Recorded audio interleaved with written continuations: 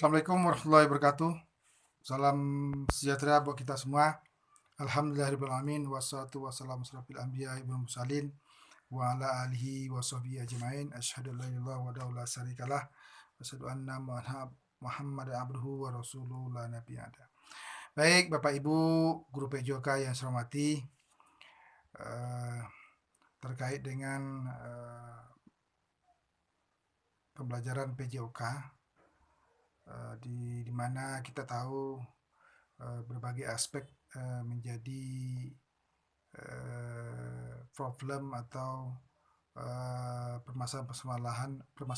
permasalahan yang muncul terkait dengan pembinaan atlet, prestasi atlet, dan kontribusi para guru PJOK terhadap pembinaan atlet khususnya atlet olahraga untuk mencapai prestasi yang diharapkan. Untuk itu perlu kita memahami juga bagaimana konsep pembinaan olahraga yang menjadi tolak ukur prestasi olahraga di Indonesia, terutamanya kepada daerah masing-masing.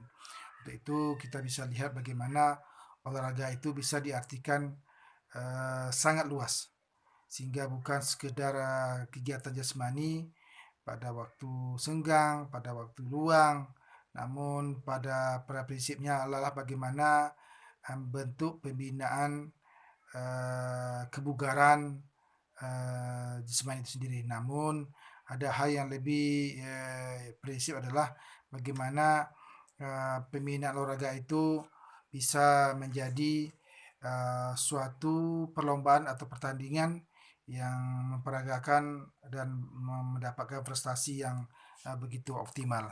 Untuk itu perlu kita bahas di sini bagaimana konsep-konsep pembinaan olahraga di kalangan atlet dan para pelatih. Untuk itu perlu beberapa landasan yang dimiliki oleh guru PJOK dalam membentuk atau pembinaan atlet olahraga itu sendiri. Bisa kita lihat bahwa prestasi olahraga itu adalah mengolah bakat secara sistematik dalam waktu yang lama, dalam proses yang cukup lama, dan ditingkatkan secara tahap bertahap, baik secara individual ataupun secara massal, yang mengarah kepada ciri-ciri fisiologis dan fisikis manusia untuk mencapai sasaran yang telah ditentukan. Pelatihan merupakan suatu konsep yang lebih kompleks, yang tidak seperti membangun gedung atau jembatan. Kalau mau cepat kerja harus dilakukan siang dan malam. Kenyataannya pada saat ini adalah terjadi kesenjangan antara konsep dengan aplikasi di lapangan.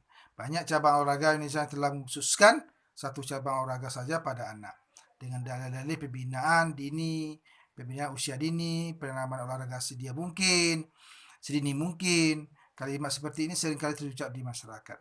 Akibatnya apa, Bapak Ibu? Lalu kita melihat akibatnya apa? Akibatnya adalah banyaknya berjatuhan korban-korban atlet yang tidak mampu mencapai kinerja optimalnya pada usia golden age. Praktik melatih anak yang spontan, ambisius, dan kurang bertanggung jawab menghasilkan berbagai akibat yang buruk.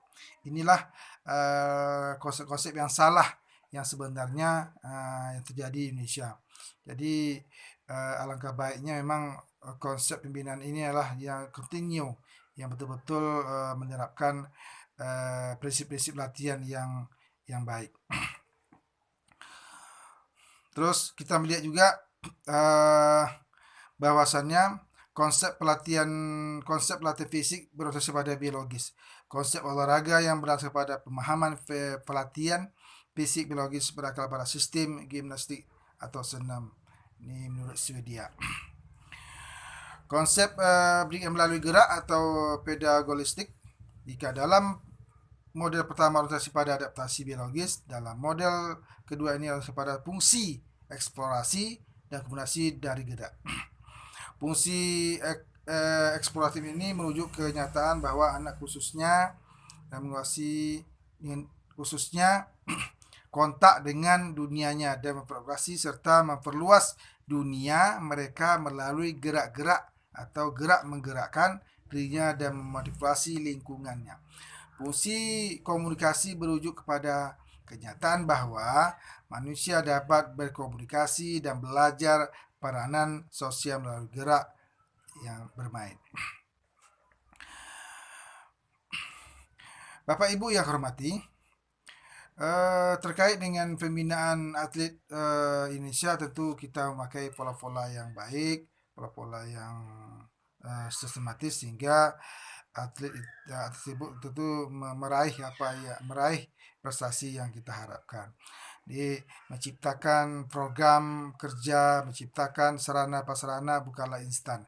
Tentu memerlukan waktu yang cukup panjang sehingga pembinaan atlet-atlet di Indonesia ini betul-betul terarah dan betul-betul menjadi harapan kita semua, terutama harapan bangsa Indonesia.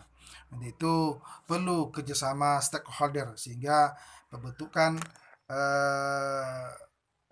para atlet itu mendapat respon yang baik.